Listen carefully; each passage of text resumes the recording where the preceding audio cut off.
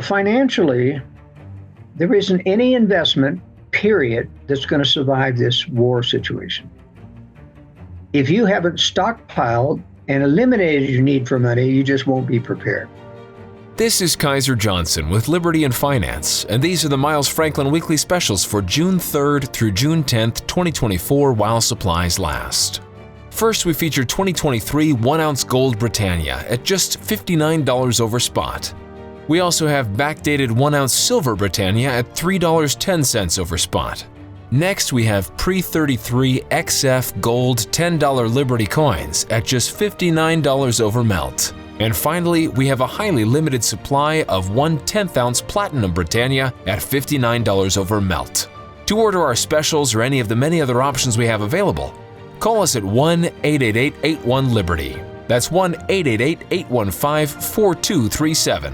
We're available after hours and on weekends, and we look forward to speaking with you. Hey everyone, this is Elijah K. Johnson with Liberty and Finance. And back with us today is our good friend Joel Skousen, the editor of the World Affairs Brief and also the author of numerous books, including Strategic Relocation. Joel, thank you so much for joining us today. Good to be with you, Elijah, as always. Well, it's great to have you today. And it seems like kind of what's swirling around the media right now, maybe not the mainstream, but definitely the alternative media right now, is that we're on the brink of World War III because the U.S. has allowed Ukraine to use U.S. weapons into Russian territory, into the country of Russia. So your perspective on this, it seems like you don't buy that this is actually the breaking point where we would actually head into World War III. Well, we have to remember that Putin has threatened, Medvedev, his prime minister, that at least 7 times now to launch nuclear weapons at the West if you cross these red lines, which they've all been crossed, and nothing's happened. Now, these are more significant when you're going to allow weapons to strike inside Russian territory.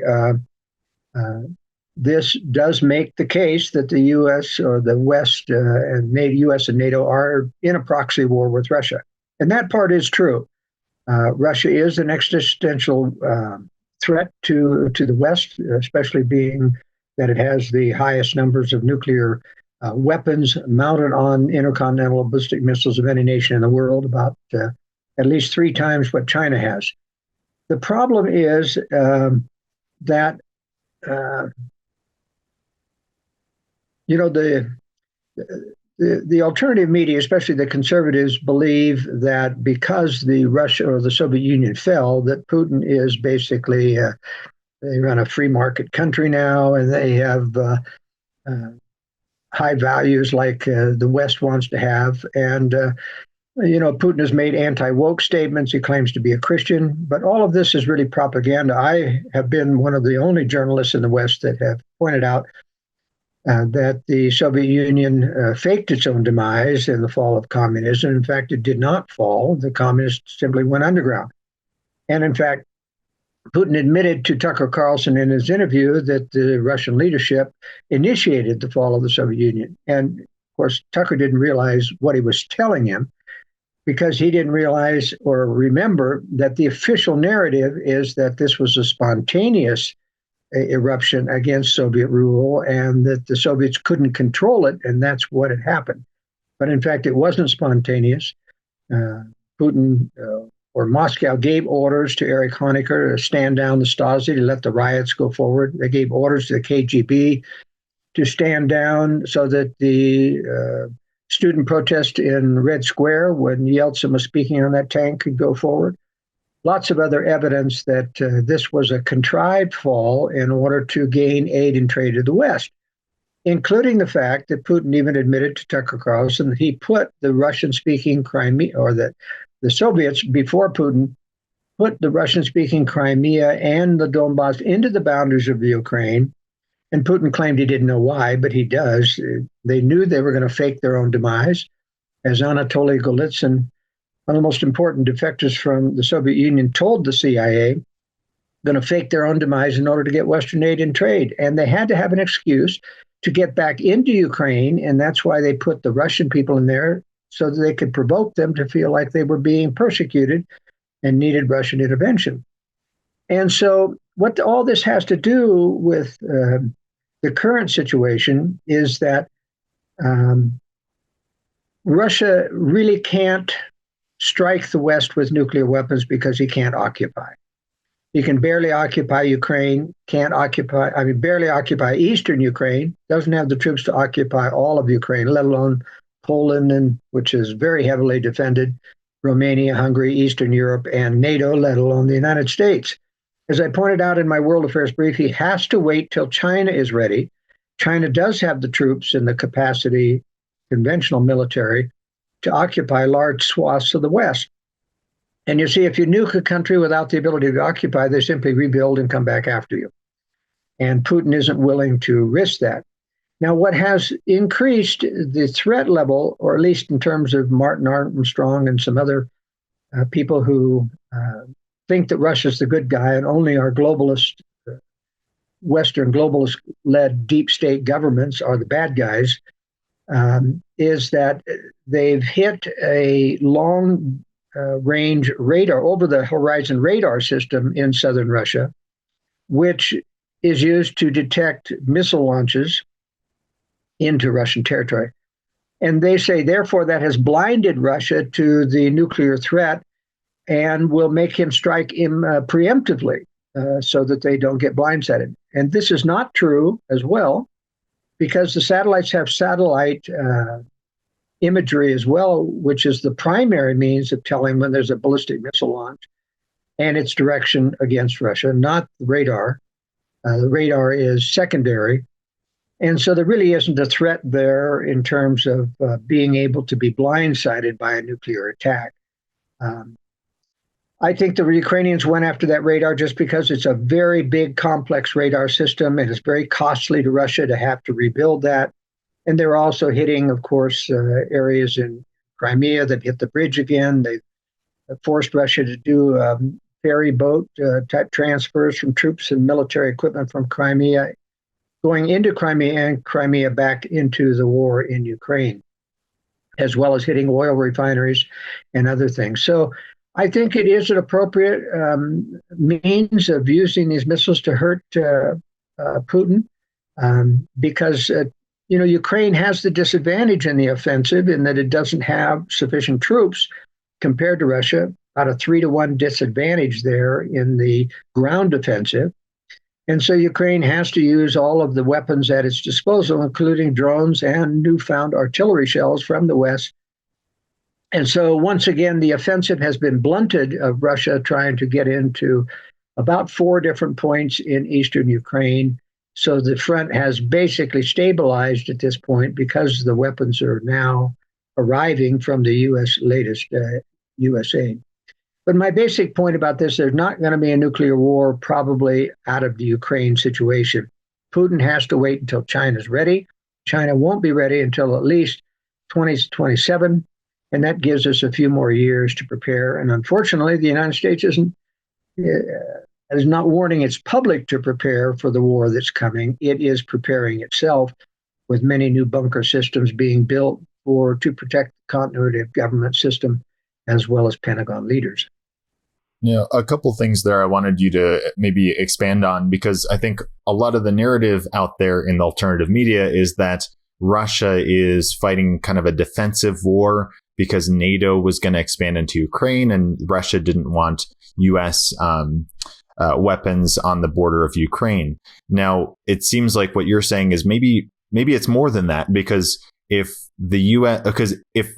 Russia was only trying to do a defensive war, it doesn't seem like occupying any territory in the U.S. would be important. It would just be to deter the U.S. from continuing to fight in Ukraine. Your perspective on that, what is Russia's actual goal here? Well, you see, the actual goal is to reestablish the Soviet Union.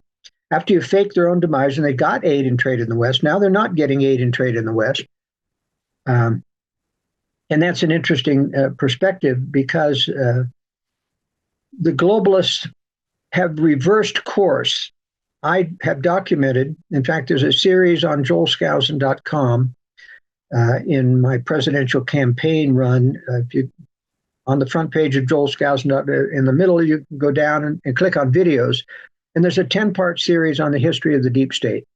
And this is very important because it documents how the deep state, by the way, is the enforcement arm of the larger globalist conspiracy. And I've documented how ever since the turn of the last century, 1917 to be precise, how the West built up and provided funding for the Bolshevik Revolution, how they cut off aid to the White Russians so that the Bolsheviks could win, how they brought Soviet Union up to major military power through Lend-Lease during World War II, including the shipping to them of the rest of the nuclear plans that they couldn't steal, as well as the first shipment of enriched uranium. They brought Mao Zedong to power in China by cutting off military aid to Chiang Kai-shek, brought Castro to power in Cuba by cutting off military aid to Batista, the Sandinistas in Nicaragua by cutting off military aid to Somoza. It goes on and on and on, not because the globalists are communist. It's because they use communism to break down the social order. They use communists to create crises and war so that they can talk Americans and other people in the West into globalist solutions, i.e., a larger EU, a new global militarized government. That's why they want this World War III, but they can't start it. They have to wait till Russia and China are ready, and they do little provocations. But this is not the provocation. Let me explain very clearly. Putin claims, I feel threatened because of Ukraine joining NATO. Well, he already has NATO on his border in the Baltic states, Lithuania, Estonia, and Latvia, right on the border of Russia, NATO countries. So that's a hollow excuse. And the second point is, he complained about Belarus joining NATO about, in the middle of the first decade of the new century. And NATO declined to let Belarus join NATO out of deference to Russia. And what did Russia do? It invaded Belarus anyway. So it shows, you see, that Russia is not, it's just putting up an excuse to claim a defensive maneuver. But in fact, Belarus did not join NATO and got invaded anyway. And so would have Ukraine, because Ukraine is the breadbasket of Russia. They need it, and they have all this heavy industry as well, the nuclear plant, et cetera, for electricity. Many things that Ukraine provided. Remember, Ukraine built most of the missile facility, ICBMs, and nuclear warheads for Russia during the Soviet years, and so they want that industrial base back. Now, let me say one other thing. In the phony fall of the Soviet Union, 1989 through 91, they never purged out of any of the former satellite states any of the communists in the bureaucracies and government. Only the heads of state were purged. They were told to stand down, resign, leave office. Only Ceausescu of Romania refused, and he was killed, he and his wife. But if they never purged any of the communists, that's why, for example, in Ukraine, there's so much corruption today, is because all the communists are still exacting bribes from the people. They complain all the time. Look at the corruption in Burisma and all those that Biden's took advantage of. That's the former communists that are still in power within the bureaucracies. Now, they're still in power in Poland, not in power, but they're still inside the governments in Poland and Romania and Hungary and all the other Eastern European states. And how do I know that? Well, look at Lech Walesa of Solidarity. He turns out to be a Russian agent, claiming to be a free market union opposing the Soviets. So was Václav Havel of the Czechoslovakia. It turned out to be a Soviet agent. So you see, if they have Soviet agents in charge of these countries in the transition of the phony fall, those agents are still there. I mean, newer and younger agents. I think Putin has dozens of spies within NATO because of the former Soviet states being part of NATO. He doesn't mind them being part of NATO. He gets all this intelligence from them. So you see, all of this is a fraud about, being fearful of NATO. He's got tremendous intelligence, and he would if Ukraine joined NATO. No, when it comes to when China would be ready to engage in war, we are seeing a slight escalation with respect to Taiwan. Chinese military kind of circling Taiwan, doing kind of showing how powerful they are. Your perspective on this latest escalation, and what are the signals you're looking for? You say that it probably won't happen for the next couple of years. So what does China need to do before they would engage in a world war? Well, first of all, we have to remember that China was intending to strike Taiwan about 2 years ago when Biden was first elected to office. They were preparing, they started all of these feinting military attacks, aerial attacks, coming across the no-fly zone and shooting missiles across Taiwan, doing all of these provocations. Every time they do one of these provocations, by the way, Taiwan has to respond. They have to turn up their F-16s and their other jets, and they wear them out, coming up to confront the Chinese. And that's part of the Chinese version there. But the Chinese were destabilized by the fact that Biden said, when he first came into office, that the U.S. would respond and protect Taiwan. Now, that was a new doctrine. The U.S. official policy had been that Taiwan's part of China, only that China had to peacefully reunite. But we had assumed that it was part of China and that we would not defend China or Taiwan over a war. But Biden said that. Now, as soon as he said that, the White House came out and tried to debunk that and said, well, he didn't really mean that. And we really believe in the one China policy. They reaffirmed that. But then he said it again about a year later. And this now has destabilized China. They don't really realize whether or not the U.S., but there is an expectation around the entire Western world that the U.S. will intervene. And we have 3 aircraft carriers out there in the East to prove that we have the capacity to intervene now. So this has stopped China's plans for intervening in Taiwan until they're ready for a full-blown war with the U.S. And they're not ready yet. They have more aircraft carriers being built, more nuclear submarines being built, a lot of technology. They have for a long time been undermanned in terms of missiles. And the CIA, for example, for many years said they only have 300 nuclear warheads. Well, when you have an estimated 500 missiles, and you're going to create another 1,000, each of those have anywhere from 5 to 10 warheads on it, you know that China is not building those missiles unless they're also building warheads to put on top of that missile. So the CIA is finally reassessing the fact that China may have over 500, maybe even 1,000. We don't know because it's all top secret. We don't have any inspectors, and neither does the international community. But I suspect China, and it takes time to build up this, when you're talking about 1,000 new ICBMs, China's going to have, well over 2,000 to 3,000 warheads, and that takes time to increase, not to mention all of the other manufacturing capability they've got to do. So when Xi Jinping says we'll be a first-class military by 2027, I take him at his word that I think that's when the minimum that when they feel they'll be ready to take on the West. Now, he did a little piece of disinformation about 6 months ago when he said, we're going to be ready to take on the West in 2040. But I think that was a lie. I think that was basically to put it out there far enough to make the West go to sleep and say, okay, we don't have anything to worry about until 2040.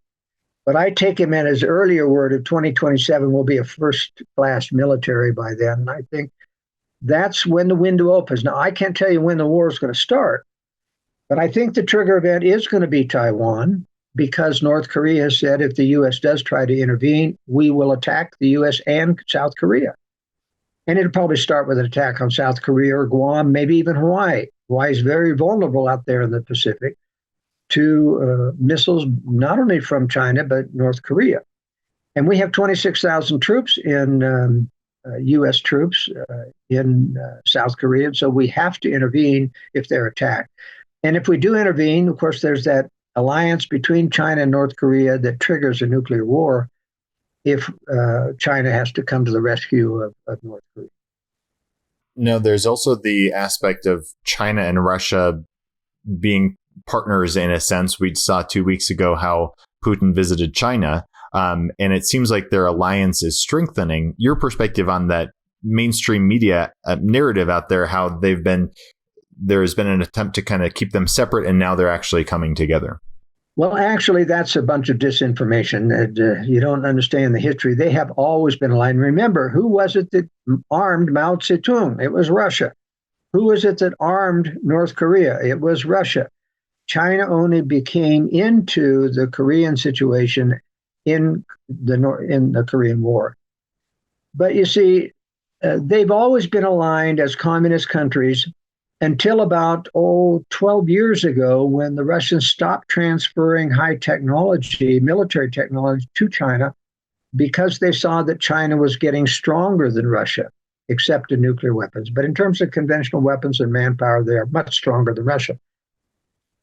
And so in order to slow them down, Russia stopped transferring, but they've never been out of an alliance.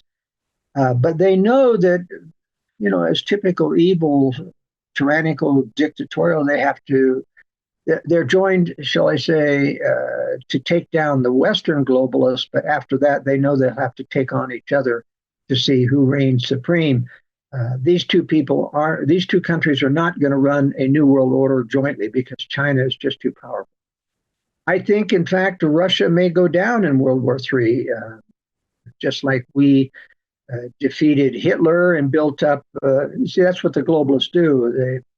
They defeat one enemy, but they also have to retain a Cold War enemy so that you can justify continued armament and continued military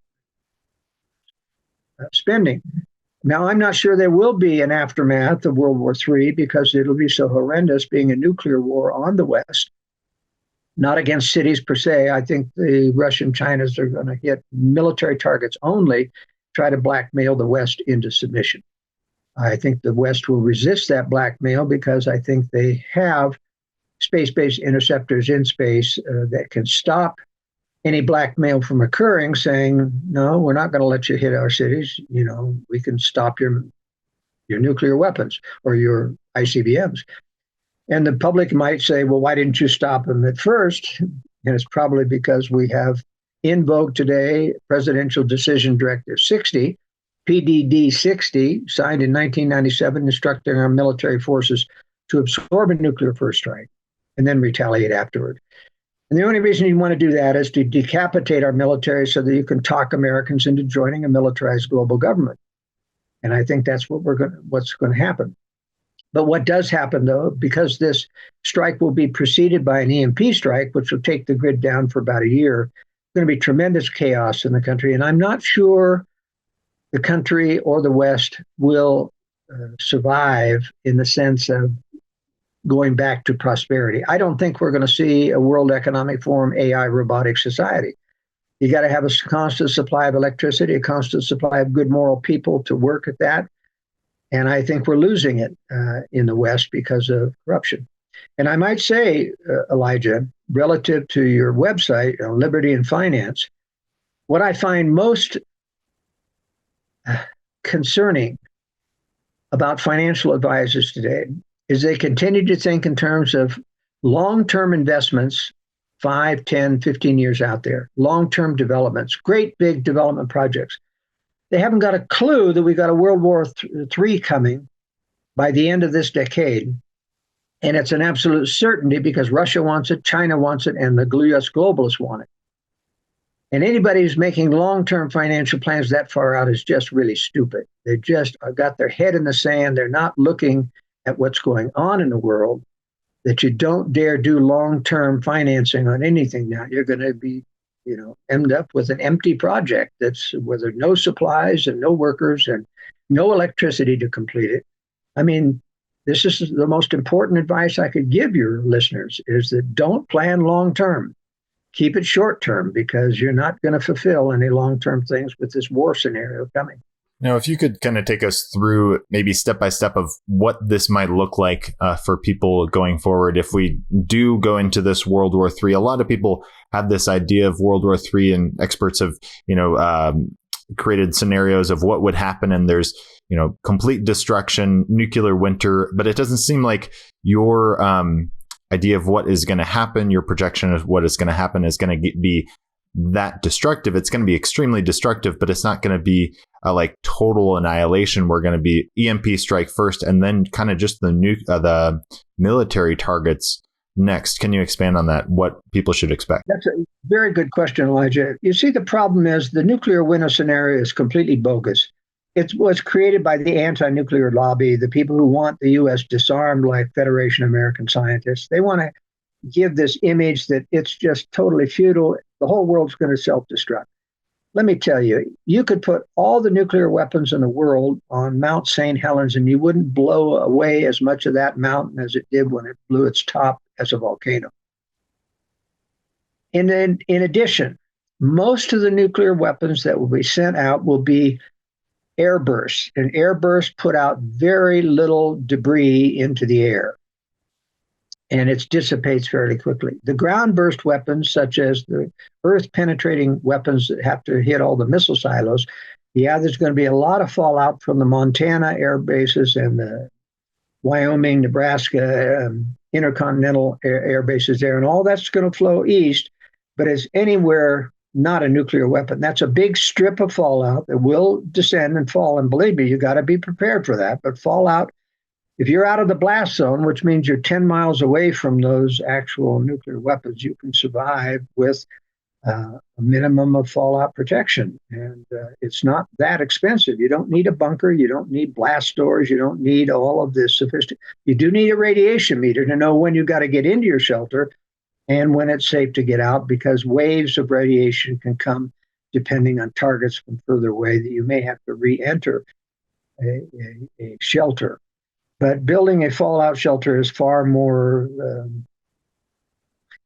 investment friendly in terms of cost than it is to build a bunker. And so that's what people need to understand. It will not cause total destruction. I think, frankly, that the EMP will cause more destruction long term because of the social chaos, the murder, the rape, the threat, the theft. It'll be very difficult for people to forget and forgive. It's not like, having an enemy like Russia coming into Germany and you hate the Russians, and when they finally leave, you get over it. When it's your own citizens, pillaging one another, pillaging for years and starving and killing one another, that's a really difficult thing to overcome, and a difficult thing. There's a lot of scenarios that you could talk about evil begin to fight against evil and turning against one another, which I think is a more likely scenario than the World Economic Forum of everything knitting back together and having a perfect, orderly society controlled by robots where you will own nothing and be happy.